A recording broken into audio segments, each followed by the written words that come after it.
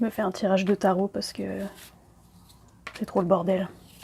Il y a certaines personnes qui savent pourquoi elles sont sur cette terre, qui savent exactement quelle est leur mission, pourquoi elles sont là. Et j'ai réalisé que moi, j'avais jamais vraiment eu de mission de ce genre, de vision à long terme. J'ai simplement des idées qui me passent par la tête de choses qui seraient agréables ou qui me plairaient.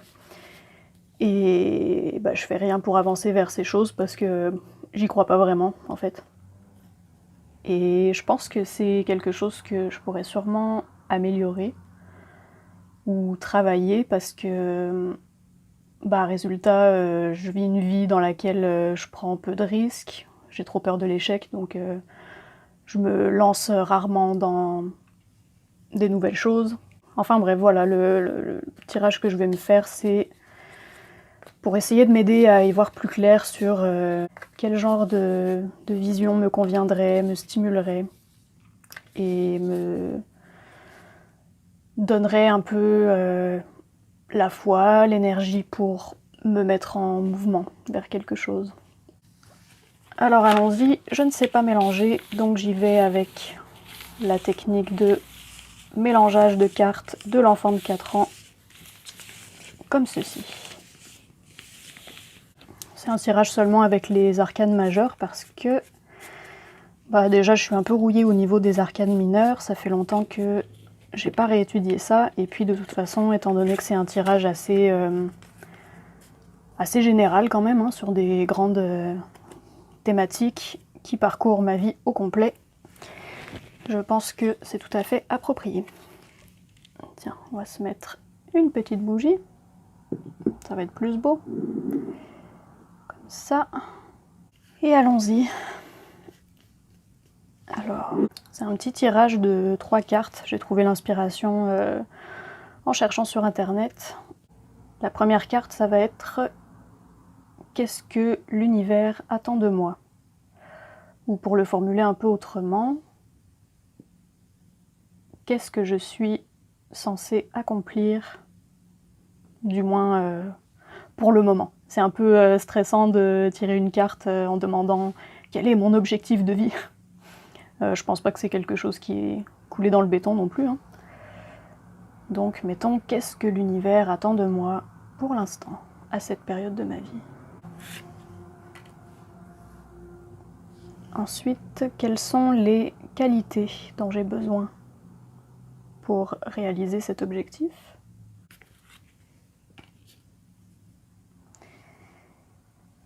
Et finalement, quelle action dois-je effectuer maintenant?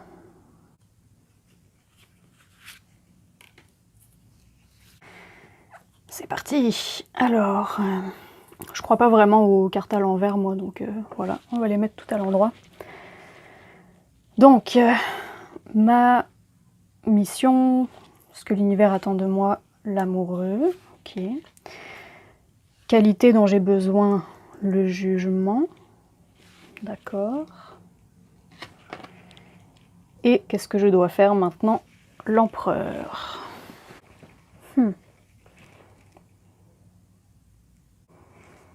Vite comme ça, sans regarder les interprétations traditionnelles et habituelles de la carte de l'amoureux, je dirais qu'il y a quelque chose avec trouver sa place dans le monde, trouver sa place parmi les autres.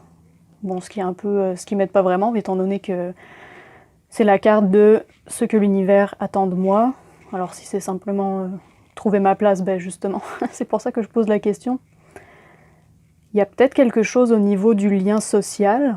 C'est quand même une carte avec beaucoup de monde dedans, hein. Il y a cette personne-là au centre qui est un peu peut-être partagée entre ces deux-là ici, avec le Cupidon qui possiblement soit veut séparer ces deux personnes l'une de l'autre, ou au contraire les frapper de sa flèche pour qu'il y ait un coup de cœur, un coup de foudre. Faire un choix, il y a quelque chose avec faire un choix, trancher peut-être, c'est sûr que ça marcherait pas mal avec la carte du jugement ici qui me semble pour l'instant la plus claire dans le tirage. Parce qu'il y a vraiment un aspect... Oh, salut Albertine. Il y a vraiment un aspect de réveille-toi. C'est assez clair avec la trompette. Et d'ailleurs, ces deux cartes ici se ressemblent un peu, hein. Il y a le soleil qui darde ses rayons. Il y a la trompette d'un côté, la flèche de l'autre, un ange dans les deux cas, même si ces deux anges ont des apparences assez différentes. Donc on dirait qu'il y a vraiment quelque chose qui vient du ciel, du monde spirituel, un appel plus haut, plus grand que moi, qu'il s'agirait d'écouter. En fait, je me demande dans cette carte-là, moi je suis qui? Est-ce que je suis censée adopter le rôle de cet ange? C'est-à-dire, est-ce que je suis censée, par exemple, aider mon prochain à choisir, à trancher entre différentes choses dans sa vie? Ou bien est-ce que je serais plutôt ce personnage central ici, qui écoute peut-être, qui conseille? Je dis tout ça parce que c'est sûr que c'est une des choses que j'ai en tête pour la suite de mon existence, ce serait peut-être de trouver un métier dans lequel je suis plus dans une relation d'aide avec mon prochain. Je vais regarder un peu ce que dit Jodorowsky parce que là... L'amoureux, union, vie émotionnelle. Dans une lecture, cette carte ambiguë nous incite à nous questionner sur notre état émotionnel. Comment va notre vie affective? Sommes-nous en paix ou en conflit? Faisons-nous ce que nous aimons? Quelle place l'amour a-t-il dans notre vie?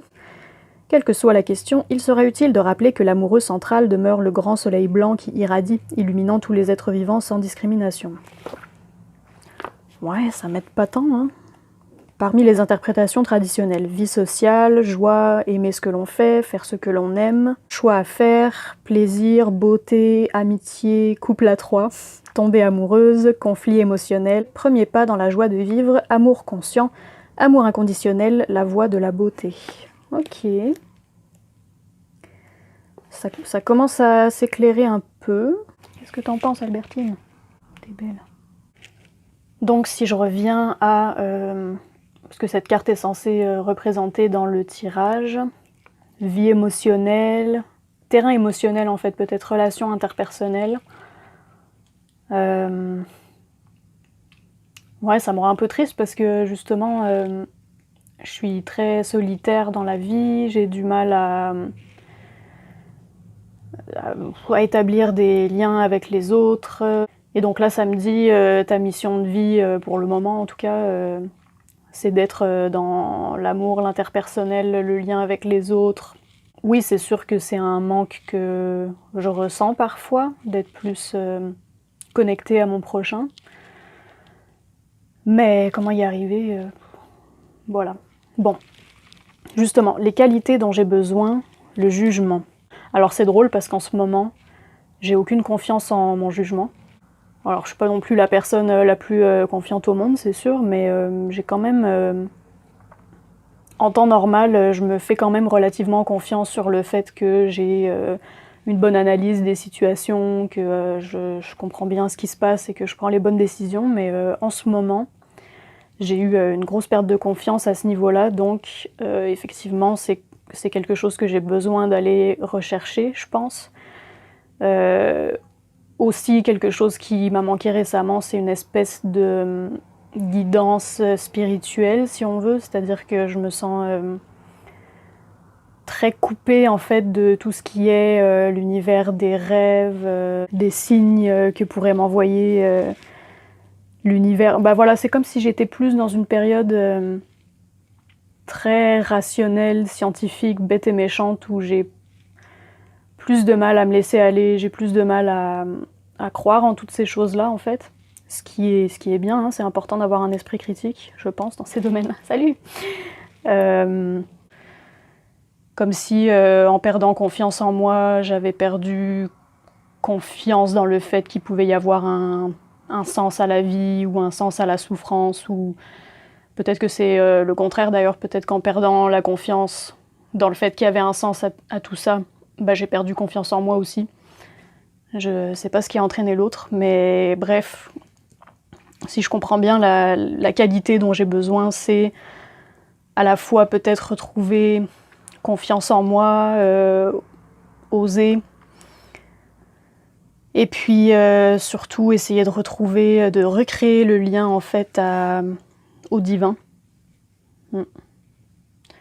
Ouais, c'est ça que je vois.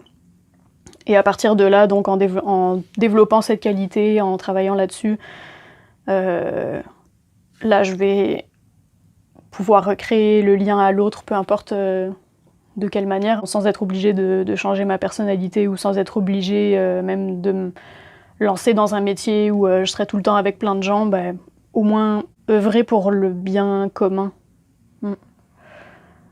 Ouais. Et donc, quelle action j'aurais besoin de poser dans l'immédiat? L'empereur, c'est quelque chose d'assez matériel, c'est vraiment être installé dans le monde bien concret, être maître chez soi, si on veut. Être un bon roi pour ses sujets. Si on applique ça sur un plan psychologique, c'est sûr que j'ai pas été un très bon roi pour mes sujets intérieurs dans toute cette période. Beaucoup de sévérité, beaucoup de jugement, justement. C'est ça aussi, je me suis beaucoup jugée. Je pense que j'ai été un peu tyrannique avec moi-même dernièrement. Ouais, retrouver une certaine bienveillance envers moi-même. Après, qu'est-ce que ça signifie au niveau des actions que je pourrais entreprendre? Quelle action j'ai besoin d'entreprendre tout de suite? À moins que ce soit quelqu'un dans ma vie que je dois contacter, ou je me demande quasiment si ça veut pas dire que ce serait le moment, par exemple, de recommencer une thérapie ou d'aller, je sais pas, essayer de trouver pas une figure d'autorité, mais quelqu'un qui pourrait m'aider à me sortir de ce marasme. Il y a beaucoup de, encore là, je veux pas dire figure d'autorité, mais de figures supérieures ou plus élevées, si on veut. On voit les deux anges ici dans ces cartes-là. Ici, l'empereur, c'est un souverain. Et c'est vrai qu'effectivement, c'est vraiment ça qui m'a manqué récemment. Je me sentais très perdue, très... L'état d'esprit, c'était « moi, je ne sais rien, et les autres non plus, et personne ne sait rien. » Et... Ce que je me demande, c'est est-ce que cette guidance... On va parler de guidance. Je pense que c'est un anglicisme, hein, ça n'existe pas vraiment ce mot-là en français, mais tant pis. On dirait que c'est vraiment ça qu'il faut que j'arrive à trouver, mais je me demande, est-ce que ça va être de le trouver à l'intérieur de moi? Et si oui, comment? Ou est-ce que je dois rechercher ça aussi à l'extérieur? L'un n'exclut pas l'autre, en fait. Je m'étais dit hier, justement, que je voulais méditer plus. Donc c'est sûr que cette carte ici du jugement me fait penser qu'effectivement, je devrais peut-être... approfondir ma pratique de la méditation, peut-être essayer de relire quelques textes là-dessus. Ça fait un moment que je médite et je pense que je suis devenue un peu paresseuse dans ma pratique, dans la mesure où